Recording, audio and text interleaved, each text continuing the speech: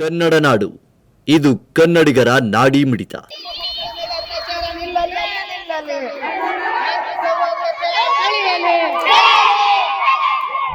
Last time ಬಂದಾಗಲೇ CPS R ಮತ್ತೆ DSR ಅವರ ನೇತೃತ್ವದಲ್ಲಿ ಒಂದು ಕಾರ್ಯಕ್ರಮ ಹಮ್ಮಿಕೊಂಡ್ವಿ. ಅವತ್ತು ತಾವು ಕೂಡ ಕೆಲವರು ಇದರಲ್ಲಿ ಭಾಗವಹಿಸಿದ್ರಿ. ಅವತ್ತು ಕೂಡ ನಿಮಗೆಲ್ಲ ಏನು ನಿಮ್ಮ ಸಮಸ್ಯೆಗಳಿಗೆ, ನಿಮ್ಮ ಒಂದು ಏನ್ ತೊಂದರೆಗಳಿಗೆ ಏನೇನೋ ಸಲಹೆಗಳಂತ ಅವತ್ತು ಕೊಟ್ಟಿದ್ವಿ ನಾವು. ಮತ್ತೆ ಇದನ್ನ ಇವತ್ತು ರಿಮೈಂಡ್ ಮಾಡ್ತೀವಿ. ಅದ್ರ ಜೊತೆಗೆ ಇನ್ನೊಂದು ಕೆಲವು ವಿಷಯಗಳನ್ನ ತಮಗೆ ಸೇರ್ಪಡೆ ಮಾಡ್ತೀವಿ. ಮೊದಲನೇದಾಗಿ ಒಂದು ಹುಡುಗಿಯರು ಫಸ್ಟ್ ಹೇಳಕ್ ಇಷ್ಟಪಡ್ತೇನೆ ನಾನು, ಯಾವುದೇ ಕಾರಣಕ್ಕೂ ಎದುರ್ಕೊಳ್ಬೇಡ. ನಿಮ್ ಜೊತೆಗೆ 100% ನಾವು ಇರ್ತೀವಿ. ನಿಮ್ಮ ಊರವ್ರು, ಗ್ರಾಮಸ್ಥರು, ಹಿರಿಯರು ಇದ್ದಾರೆ, ಪೋಷಕರು ಇರ್ತಾರೆ, ಎಲ್ಲರೂ ಇರ್ತಾರೆ. ನಿಮ್ಗೆ ಯಾರಾದ್ರೂ ತೊಂದರೆ ಕೊಡ್ತಾರೆ ಅಥವಾ ಏನಾದ್ರು ಸಮಸ್ಯೆ ಮಾಡ್ತಾರೆ ಅಂದ್ರೆ ಅದ್ ನಿಂತಲ್ಲೇ ಕ್ವಶನ್ ಮಾಡಿ. ನಿಮ್ ಜೊತೆ 10 ಜನ ಅಲ್ಲಿ ಇದ್ದವರೇ ಬರ್ತಾರೆ. ಯಾಕೆ ಬರಲ್ವಾ? ಬರ್ತಾರಿಲ್ಲ ಕೇಳಿ. ಆಮೇಲೆ ಮುಂದಿನ ಕೆಲಸ ಅವನ್ನ ನಂಬಿ ಬಿಟ್ಟಿರ್ತಾರ, ಮುಂದಿನ ನಾವು ಕೆಲಸ ಅವ್ರು ಮಾಡ್ತೀವಿ. ಒಂದು ಹುಡುಗಿ ಮೊನ್ನೆ ಸಮಸ್ಯೆ ಇತ್ತು, ಈಗ ಆಲ್ರೆಡಿ ಸಾರ್ ಅದ್ರ ಬಗ್ಗೆ ಹೇಳಿರು. ಅದು ಈ ವಿಷಯ ಇದಿರಲ್ಲ, ಆ ಹುಡುಗಿ ಹೆಸರು ಹೇಳೋದು ಬೇಡ, ಅವ್ರ ಹೆಸರು ಹೇಳೋದು ಬೇಡ. ಬಟ್ ಆ ಸಮಸ್ಯೆ ಅಂತೂ ಕ್ಲೋಸ್ ಆಗಿದೆ. ಈಗ ಮತ್ತೆ ರಿಪೀಟು ಆಗಿಲ್ಲ ಅದು, ಹೌದಾ? ಅದನ್ನ ಈಗ ಆಯ್ತು, ನಿಮ್ಮೂರಲ್ಲಿ ದೊಡ್ಡ ದೊಡ್ಡ ಇನ್ಸಿಡೆಂಟ್ಗಳೆಲ್ಲ ಅವು. ಸೊ ಆತರ ಯಾರು ಧೈರ್ಯ ಹೊಂದೋದು ಬೇಡ. ನಿಮ್ ಜೊತೆ ನಾವು ಇದೀವಿ. ಏನು ಒಳ್ಳೆ ಮನಸ್ಸಿರ್ತಕ್ಕಂಥ ಪ್ರತಿಯೊಬ್ಬರು ಕೂಡ ತಮ್ಮ ಜೊತೆಗಿದ್ದಾರೆ. ಫಸ್ಟ್ ಆತ್ಮಸ್ಥೈರ್ಯ ಇರ್ಲಿ ತಮ್ಮ ಹತ್ರ. ಸಮಸ್ಯೆಗಳು ಬಂದ್ರೆ ಪೋಷಕರ ಹತ್ರ ಹೇಳ್ರಿ, ಇಲ್ಲ ಇಷ್ಟವಾದಂತ ಗುರುಗಳ ಹತ್ರ ಹೇಳ್ರಿ.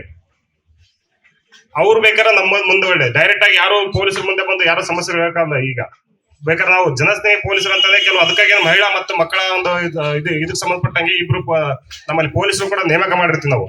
ಒಬ್ಬ ಅದರಲ್ಲಿ ಲೇಡಿ ಪೊಲೀಸ್ ಇರ್ತಾರೆ. ನಿಮ್ಮ ಸಮಸ್ಯೆಗಳಿದ್ರೆ ಬೇಕಾದ್ರೆ ಅವ್ರ ಹತ್ರ ಬಂದು ಹೇಳ್ಕೋಬಹುದು.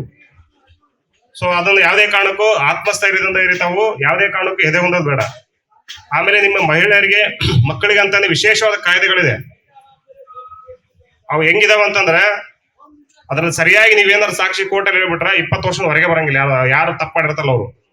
ನಿಮ್ಮೂರಲ್ಲಿ ಆಗಿದೆ ಘಟನೆ, ನಿಮ್ಗೆಲ್ಲ ಮೋಸ್ಟ್ಲಿ ಅದ್ರ ಬಗ್ಗೆ ಮಾಹಿತಿ ಇರ್ಬೋದು. ಏನ್ 18 ವರ್ಷ ಒಳಗಡೆ ಇರತಕ್ಕಂತ, ಅದು ಹೆಣ್ಣಾಗಿರ್ಬೋದು ಗಂಡಾಗಿರ್ಬೋದು, ಒಂದು ಲೈಂಗಿಕ ದೌರ್ಜನ್ಯ ಆಯ್ತು ಅಂತಂದ್ರೆ ಅವ್ರ ಮೇಲೆ ಪೋಕ್ಸೋ ಕಾಯ್ದೆಯಲ್ಲಿ ಪ್ರಕರಣ ದಾಖಲಾಗುತ್ತೆ. ಅದು ಸ್ಟಾರ್ಟ್ ಆಗದೆ, ಪನಿಷ್ಮೆಂಟ್ ಸ್ಟಾರ್ಟ್ ಆಗದೆ 10 ವರ್ಷದಿಂದ 25 ವರ್ಷದವರೆಗೂ ಇದೆ. ಜೀವಾವಧಿ ಶಿಕ್ಷಣ ಕೂಡ ಇದೆ ಅದಕ್ಕೆ. ಸೊ ಇಂಥ ಒಂದು ಸ್ಟ್ರಾಂಗ್ ಆಕ್ಟ್ ಇದೆ. ಅದನ್ನು ಹೊರತುಪಡಿಸಿ ಮತ್ತೆ BNS ಅಂದ್ರೆ ಅದೇ ಮೊದಲು IPC ಅಂತ ಇತ್ತು, ಈ BNS ಅಂತ ಆಕ್ಟ್ ಬದಲಾಗಿದೆ. ಅದರಲ್ಲೂ ಕೂಡ ಇದೆ. ಮಕ್ಕಳ ಇದಕ್ಕೆ ಸಂಬಂಧಪಟ್ಟಂಗೆ ಬೇರೆ ಬೇರೆ ಕಾಯ್ದೆಗಳಿದೆ. ಸೊ ಅದೆಲ್ಲ ನಿಮ್ಮ ಒಂದು ತರಗತಿಯಲ್ಲಿ ಬಂದಾಗ ಯಾವಾಗಾದ್ರೂ ಒಂದು ಸ್ಪೆಷಲ್ ಕ್ಲಾಸ್ ಮಾಡಿದಾಗ ಆ ಆಕ್ಟ್ಗಳ ಬಗ್ಗೆ ನಿಮಗೆ ಸರಿಯಾಗಿ ಒಂದು ಮಾಹಿತಿ ಕೊಡ್ತೀನಿ. ಆನಂತರ ಕೆಲವ್ರು ಇದ್ದಾರೆ ನಿಮ್ಮ ಗ್ರಾಮದಲ್ಲೇ. ನಾನು ಲಾಸ್ಟ್ ಟೈಮ್ ನಿಮ್ಮ ಮುಖಂಡರು ಬಂದಾಗ ಕೂಡ ಹೇಳಿದ್ದವರಿಗೆ, ಈಗ ಏನಾಗುತ್ತೆ, ನಾವು ಪೊಲೀಸರು ನೇರ ಬಂದು ಯಾರಿಗಾದ್ರೂ ಇಲ್ಲಿ ಏನಾದ್ರೂ ತೊಂದರೆ ಕೊಟ್ರೆ ಅದರಲ್ಲಿ ಒಳ್ಳೆಯವರು ಇರ್ತಾರೆ, ಕೆಟ್ಟವರು ಇರ್ತಾರೆ. ಸೊ ಹಂಗಾಗಿ ಅಂತ ಯಾರು ನ್ಯೂಸೆನ್ಸ್ ಇದಾರೆ, ಯಾರು ಶೋಕಿ ಮಾಡೋರು ಇದಾರೆ, ಹಾಫ್ ಪ್ಯಾಂಟ್ ಹಾಕೊಂಡು ಇನ್ನೂ ತಿರುಗಾಡೋದು ನೋಡ್ತಾ ಇರ್ತೀನಿ ಕೆಲವ್ರು ಕೆಲಸ. ಅದಕ್ಕೆ ಕಾರಣ ಏನಂತಂದ್ರೆ ಅವ್ರ ಪೋಷಕರದ್ದು ಕೂಡ ಆಗಿದೆ. ತಂದೆ ತಾಯಿಗಳು ಕೂಲಿ ಮಾಡಿ ನಾಲಿ ಮಾಡಿ ಜೀವನ ಮಾಡ್ತಿರ್ತಾರೆ, ಮಕ್ಕಳನ್ನ ಮಾತ್ರ ಫ್ರೀ ಬಿಟ್ಟಿರ್ತಾರೆ. ಅವ್ರಿಗೆ ಕೇಳಿದ್ದೆಲ್ಲ ಮೊಬೈಲ್ ಕೊಡ್ಸ್ಕೊಂಡು, ಬೈಕ್ಗಳು ಕೊಡ್ಸ್ಕೊಂಡು, ಶೋಕಿ ಮಾಡ್ಕೊಂಡು ಅಡ್ಡಾಡಿಗೆ ಬಿಟ್ಟಿರ್ತಾರೆ. ಅವ್ರಿಗೆ ಇದ್ರಲ್ಲಿ ಪೋಷಕರ ಪಾತ್ರ ಅನ್ನೋದು ಬಹಳ ಇದೆ. ಅವ್ರು ಮಾಡೋ ತಪ್ಪಿಂದಾನೇ ಇವತ್ತು ಮಕ್ಳು ಕೆಡ್ತಾರೆ. ಎಲ್ಲಾರ ಮಕ್ಳು ಕೆಡಲ್ಲ. ಯಾಕಂದ್ರೆ ತಂದೆ ತಾಯಿಗಳು ಬಿಗಿ ಇದ್ರೆ ಮಕ್ಕಳು ಆಟೋಮೆಟಿಕ್ ಆಗಿ ತಮ್ಮ ಒಂದು ಜೀವನನ ರೂಪಿಸ್ಕೊಂತಾರೆ. ಈಗ ಚಿಕ್ಕವರಿದ್ದಾಗ ತಂದೆ ತಾಯಿಗಳು ಕೇಳ್ದಂಗೆ, ಸ್ಕೂಲಲ್ಲಿ ಮಾಸ್ಟರ್ಗಳು ಕೇಳ್ದಂಗೆ, ಮಾಸ್ಟರ್ಗಳು ಕೇಳ್ತಾರೆ, ಬಟ್ ಅವ್ರು ಬೆಲೆ ಇಲ್ದಂಗೆ ಆಗಿದೆ ಈಗ ಸಮಸ್ಯೆ ಅದು. ಯಾಕಂದ್ರೆ ಅವಾಗ ಹಿಂದೆ ಬೇರೆ ಇತ್ತು. ಯಾರಾದ್ರೂ ಮಾಸ್ಟರ್ ಹಾಕೆಟ್ ಹೊಡಿತಾರ ಅಂತಂದ್ರೆ ತಂದೆ ತಾಯಿಗಳು ಮತ್ತೆ ಅವ್ನು ಇನ್ನೊಂದು ಹಾಕೆಟ್ ಬಾರಿಸಿ ಸರಿಯಾಗಿ ಅಂತ ಹೇಳ್ತಿದ್ರು. ಬಟ್ ಈ ಹೊತ್ತಿನಿಂದ ಹುಡ್ಕೋ ಅಥವಾ ಸಿಗೋದು ಕಷ್ಟ. ಅವ್ರೇನು ವೈಯಕ್ತಿಕ ಉದ್ದೇಶದಿಂದ ಇದು ಮಾಡ್ತಾರಲ್ಲ. ಮನುಷ್ಯಗೆ ಸಣ್ಣ ಪ್ರಮಾಣದ ಪನಿಷ್ಮೆಂಟ್ ಇರಲೇಬೇಕು, ಇಲ್ಲ ಅಂದ್ರೆ ಬದಲಾವಣೆ ಆಗಕ್ಕೆ ಸಾಧ್ಯನೇ ಇಲ್ಲ. ಯಾಕಂದ್ರೆ ಒಂದು ಒಳ್ಳೆ ಶಿಲೆ ರೂಪ ಆಗ್ಬೇಕಂತಂದ್ರೆ ಅದಕ್ಕೆ ಹೊಡೆತ ಬಿದ್ರೇನೆ ಒಂದು ಒಳ್ಳೆ ಶಿಲೆ ಆಗುತ್ತೆ, ಹೌದಲ್ಲ? ಮನುಷ್ಯನು ಕೂಡ ಅಷ್ಟೇನೆ. ಕಷ್ಟಗಳು ಬಂದಾಗನೇ ಅವನಿಗೆ ಕೆಲವೊಂದು ಸಂದರ್ಭಗಳಲ್ಲಿ ಪನಿಷ್ಮೆಂಟ್ ಆದಾಗನೇ ಸೀದಾ ದಾರಿ ಬರೋಕ್ ಸಾಧ್ಯ. ಸೊ ಹಂಗಾಗಿ ಅಂತ ಒಂದು ಈ ಶಿಕ್ಷಣ ಆಗ್ತದ್ರಿ, ಎಲ್ಲ ಶಿಕ್ಷಣವಂತರಾಗ್ತದ್ರಿ. ಬಟ್ ಆದ್ರೆ ನೈತಿಕ ಮೌಲ್ಯಗಳನ್ನ ಯಾರು ಬೆಳೆಸ್ಕೊಳ್ತಾ ಇಲ್ಲ. ಶಿಕ್ಷಕರು ಕೂಡ ಅದಕ್ಕೆ ಸಂಬಂಧಪಟ್ಟಂಗೆ ಕೆಲವೊಂದು ನಿಮ್ಮಲ್ಲಿ ವಿಶೇಷವಾದ ಒಂದು ಇವ್ರು ಇರ್ತಾರೆ, ಅಂತವ್ರು ಕರೆಸಿ ಸ್ಪೋರ್ಟಿವ್ ಆಗಿ ಅವರಿಗೆ ಮಕ್ಕಳಿಗೆ ಒಂದು ಹೇಳ್ತಕ್ಕಂಥ ಒಂದು ಕೆಲಸ ಆಗ್ಬೇಕಾಗಿದೆ. ಆಮೇಲೆ ಕಂಪ್ಲೇಂಟ್ ಬಾಕ್ಸ್ ಇದೆ. ನಿಮ್ಮ ಸ್ಕೂಲಲ್ಲಿ ಒಂದು ಕಂಪ್ಲೇಂಟ್ ಬಾಕ್ಸ್ ಇದೆ.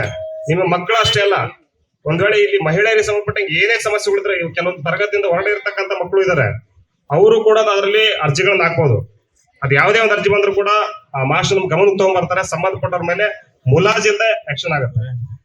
ಇವತ್ತು ನಾವು ಯಾಕೆ ವಿದ್ಯಾರ್ಥಿಗಳನ್ನ ಅಲ್ಲಿಂದ ಪ್ರಭಾತ್ ಬೇರಿಯ ಮೂಲಕ ನಿಮ್ಮ ಓಣಿಗಳಲ್ಲಿ ಗ್ರಾಮದ ಸುತ್ತರಿಸಿ ನಾವು ಕರ್ಕೊಂಬಂದು ನಿಮ್ಮ ಮಧ್ಯೆ ಕೂರಿಸಿ ಮಾತನಾಡ್ತಾ ಇದೀವಿ ಅಂತಂದ್ರೆ ಪೋಷಕರನ್ನ ಮತ್ತು ವಿದ್ಯಾರ್ಥಿಗಳನ್ನ ಹಾಗೂ ಇಲ್ಲಿರ್ತಕ್ಕಂಥ ಶಿಕ್ಷಕರನ್ನ ನಾವು ಸಮಾಗಮ ಮಾಡುವಂತ ಪ್ರಯತ್ನ ಮಾಡ್ತಾ ಇದೀವಿ ಅಂತ ಅರ್ಥ.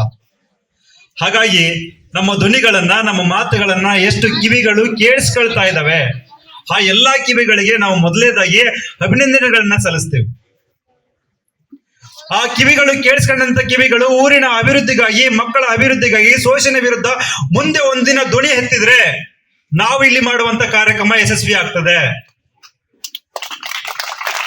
ಯಾವ ಪೋಷಕರು ಈ ಗ್ರಾಮದ ಮಕ್ಕಳು ನನ್ನ ಮಕ್ಕಳು ಅಂತೇಳಿ ಹೋಗುವಂತ ಪ್ರತಿಯೊಬ್ಬ ವಿದ್ಯಾರ್ಥಿನಿಯ ಮೇಲೆ, ಮಕ್ಕಳ ಮೇಲೆ ನೀವು ಕಣ್ಣಿಟ್ಟು ಆ ವಿದ್ಯಾರ್ಥಿ ಶಿಕ್ಷಣ ಸಂಪೂರ್ಣವಾಗವರೆಗೂ ಶ್ರಮಿಸ್ತೀರೋ ಆವತ್ತು ತಾಳೂರಿನ ಗ್ರಾಮ ಅಭಿವೃದ್ಧಿ ಆಗ್ತದೆ. ನಾವು ಈ ವೇದಿಕೆ ಮೇಲೆ ಕೂತ್ಕೊಂಡು ಮಕ್ಕಳು ಮತ್ತು ಮಹಿಳೆಯರ ಮೇಲೆ ನಡೆಯುವಂತ ದೌರ್ಜನ್ಯದ ಬಗ್ಗೆ, ಲೈಂಗಿಕ ದೌರ್ಜನ್ಯದ ಬಗ್ಗೆ ಮಾತನಾಡ್ತಾ ಇದ್ದೀವಿ. ಇಲ್ಲಿರ್ತಕ್ಕಂಥ ನಮ್ಮ ಪೊಲೀಸ್ ಇಲಾಖೆಯವರು ಕಾನೂನುಗಳ ಬಗ್ಗೆ ನಿಮ್ಗೆ ಅರಿವನ್ನ ಕೊಡ್ತಾ ಇದ್ದಾರೆ.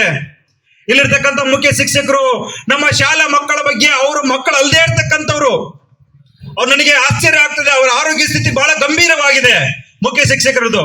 ಆದ್ರೆ ಅವರ ಕಾಳಜಿ ನಿಮ್ಮ ಶಾಲೆಯ, ನಿಮ್ಮ ಗ್ರಾಮದ ಮಕ್ಕಳ ಬಗ್ಗೆ ಇದೆ. ಅದನ್ನ ಅರ್ಥ ಮಾಡ್ಕೊಳ್ಬೇಕಾಗಿರ್ತಕ್ಕಂಥದ್ದು ತಾಳೂರಿನ ಗ್ರಾಮದ ಮುಖ್ಯಸ್ಥರು, ಇಲ್ಲಿರ್ತಕ್ಕಂಥ ಪಂಚಾಯತಿ ಸದಸ್ಯರುಗಳು, ಇಲ್ಲಿರ್ತಕ್ಕಂಥ ನಾಗರಿಕರು, ಇಲ್ಲಿರ್ತಕ್ಕಂಥ ಶಾಲೆ ಬಿಟ್ಟಿರ್ತಕ್ಕಂಥ ಮಕ್ಕಳುಗಳು. ಸಾಧ್ಯ ಆದ್ರೆ ನೀವು ಮತ್ತೆ ಶಾಲೆಗೆ ಹೋಗಿ, ಶಾಲೆ ಬಾಗಿಲು ನಿಮಗೋಸ್ಕರ ತೆರೆದಿರುತ್ತೆ. ನೀವು ಮತ್ತೆ ಅಡ್ಮಿಷನ್ ತಗೊಳ್ಳಿ. ಸಾಧ್ಯ ಆದ್ರೆ ಮತ್ತೆ ಶಿಕ್ಷಣವನ್ನ ಕಲೀರಿ. ಸಾಧ್ಯ ಆದ್ರೆ ನಿಮ್ಮ ಊರನ್ನ ಬದಲಾವಣೆ ಮಾಡ್ಲಿಕ್ಕೆ ಅವಕಾಶ ಇದ್ರೆ ನೀವು ಮಾಡಿ. ನೀವು ಚಳುವಳಿಗಳನ್ನ ಕಟ್ಟೋದ್ರ ಮೂಲಕ ಸಂಘಟಿತರಾಗಿ ಶಿಕ್ಷಣವನ್ನ ಕಲೀರಿ. ಹಾಗಾಗಿ ಈ ಬೋರ್ಡ್ ಮೇಲೆ ನಾವು ಹಾಕೊಂಡಿದೀವಿ ಭಾರತ ವಿದ್ಯಾರ್ಥಿ ಫೆಡರೇಷನ್ SFI, ಪೊಲೀಸ್ ಇಲಾಖೆ ಮತ್ತು ಸಣ್ಣದಾಗಿ ಶಿಕ್ಷಣ ಇಲಾಖೆ ಅಂತ ಬರ್ಕೊಂಡಿದೀವಿ. ಬಂಧುಗಳೇ, ಯಾಕಾಗಿ ನಾವು ಮಾಡ್ತಾ ಇದೀವಿ? ನಾವು ಎಲ್ಲೋ ಒಂದ್ ಕಡೆ ಇರೋರು, ಸರ್ ಕೂಡ ಎಲ್ಲೋ ಕೆಲಸ ಮಾಡ್ತಾ ಇದ್ದಾರೆ, ಶಿಕ್ಷಕರು ಯಾವ್ದೋ ಊರಿನವರು. ಆದ್ರೆ ತಾಳೂರಿನಲ್ಲಿ ಬಂದ್ಬಿಟ್ಟು ನಿಮಗೆಲ್ಲರಿಗೂ ಕಿವಿ ಮಾತನ್ನ ಹೇಳ್ತಾ ಇದೀವಿ ಅಂತಂದ್ರೆ ಈ ಸಮಾಜದ ಅಭಿವೃದ್ಧಿಗಾಗಿ ಅನ್ನೋಂಥದ್ದನ್ನ ಅರ್ಥ ಮಾಡ್ಕೊಳ್ಬೇಕಾಗಿದೆ. ನಮ್ಮ ವೇದಿಕೆ ಮುಂಭಾಗದಲ್ಲಿ ಸ್ವಾತಂತ್ರ್ಯ, ಪ್ರಜಾಪ್ರಭುತ್ವ, ಸಮಾಜವಾದ ಅಂತ ಹಾಕೊಂಡಿದೀವಿ. ನಮಗೆಲ್ಲರಿಗೂ ಸ್ವಾತಂತ್ರ್ಯ ಸಿಕ್ಕಿದೆ. 1947ರಲ್ಲಿ ನಮ್ಮ ದೇಶಕ್ಕಾಗಿ ದುಡಿದಂತಹ ಮಹಾನ್ ಗಣ್ಯರನ್ನ ನಾವು ನೆನೆಸ್ಕೊಳ್ಳೋದ್ರ ಜೊತೆಗೇನೆ ನಮಗೆಲ್ಲರಿಗೂ ಕೂಡ ಅನೇಕ ರೀತಿಯ ಅಧಿಕಾರದ ಸ್ವಾತಂತ್ರ್ಯ, ಆರ್ಥಿಕ ಸ್ವಾತಂತ್ರ್ಯ, ಬದುಕುವ ಸ್ವಾತಂತ್ರ್ಯ, ಮಾತನಾಡುವ ಸ್ವಾತಂತ್ರ್ಯ, ಸಂವಿಧಾನಬದ್ಧ ಹಕ್ಕುಗಳು ಸಿಕ್ಕಿವೆ. ಆ ಹಕ್ಕುಗಳನ್ನ ಬಳಸಿಕೊಂಡು ನಾವುಗಳು ಸಮಾಜವನ್ನ ನಿರ್ಮಾಣ ಮಾಡಬೇಕಾಗಿದೆ. ನೀವಿನ್ನು ಕನ್ನಡ ನಾಡು ವಾಹಿನಿಯನ್ನ ಸಬ್ಸ್ಕ್ರೈಬ್ ಮಾಡಿಕೊಂಡಿಲ್ವಾ? ಹಾಗಾದರೆ ಈಗಲೇ ಸಬ್ಸ್ಕ್ರೈಬ್ ಮಾಡಿ, ಪಕ್ಕದಲ್ಲಿ ಕಾಣುವ ಬೆಲ್ ಐಕಾನ್ನ ಕ್ಲಿಕ್ ಮಾಡಿ ನೋಟಿಫಿಕೇಶನ್ ಪಡೆಯಿರಿ.